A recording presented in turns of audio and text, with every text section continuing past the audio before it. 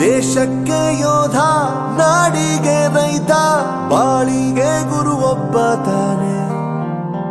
ಅಕ್ಷರ ಕಲಿಸೋ, ಅಜ್ಞಾನ ಅಳಿಸೋ, ಅವನೂನು ಅನ್ನದಾತಾನೆ.